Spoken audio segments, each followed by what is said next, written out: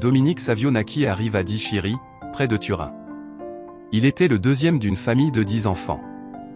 Doué d'une tendre piété et d'une intelligence précoce, dès l'âge de 4 ans Dominique récite l'Angélus 3 fois par jour.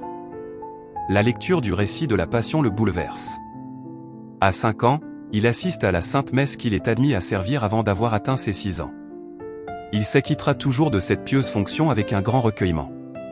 Sa ferveur exceptionnelle lui valut la grâce de recevoir la Sainte Eucharistie dès l'âge de 7 ans, contrairement aux habitudes de l'époque. Le jour de sa première communion, il écrivit une série de résolutions qu'il voulait garder toute sa vie. Je sanctifierai tous les jours de fête. Je me confesserai souvent et je communierai aussi souvent que mon confesseur me le permettra. Jésus et Marie seront mes amis. Je préfère mourir plutôt que de pécher. Dans l'espoir de devenir prêtre plus tard, le petit Dominique franchit, pieds nus, 16 km par jour pour aller s'instruire. La grande pauvreté de sa famille incite le curé de sa paroisse à le conduire chez Don Bosco qui prendra un soin tout paternel de cette âme d'élite. C'est en octobre 1854, à l'âge de 12 ans et demi que Dominique fut présenté au saint prêtre de Turin. L'adolescent lui ouvrit son âme toute grande, surtout par la confession hebdomadaire. Le 8 décembre 1854, alors que l'univers chrétien tout entier acclamait la Sainte Vierge, proclamée immaculée, Dominique lui dédiait toute sa vie et lui consacrait particulièrement sa pureté d'adolescent. L'amour de la pureté poussait notre jeune saint à bannir de l'institut de Don Bosco tout ce qui pouvait nuire à la belle vertu.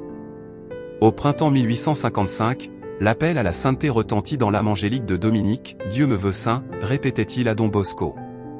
Cherchant à ressembler à Jésus en son mystère de souffrance, envahi de plus en plus par l'amour de Jésus rédempteur, il s'ingénie au sacrifice. « Non, objecte Don Bosco. Ton devoir d'étudiant, c'est la joie permanente au service des autres, voilà ta sainteté. » Dominique obéit de bon cœur à cette formule d'ascèse toute salésienne. Chaque jour, il rencontre Jésus dans l'Eucharistie. On se rend vite compte que ses actions de grâce sont de pur ravissement. Lorsqu'il propose la fondation de la Compagnie de l'Immaculée, ses compagnons lui demandent ce qu'ils auront à faire. D'abord, explique le petit saint, nous aimerons la Sainte Vierge de tout notre cœur. Nous lui demanderons aussi de nous protéger pendant la vie et surtout à l'heure de la mort. Enfin, chaque fois qu'il y aura une de ces fêtes, on fera tout son possible pour la rendre belle et on communiera.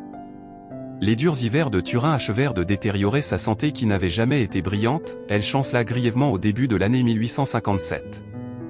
Malgré le courage et la joie héroïque de Dominique, il dut interrompre sa classe de seconde et rentrer dans sa famille à Mondogno pour tenter d'y refaire ses forces. Hélas, 8 jours après son arrivée à la maison, il expirait dans les bras de son père. Dominique avait 14 ans et 11 mois.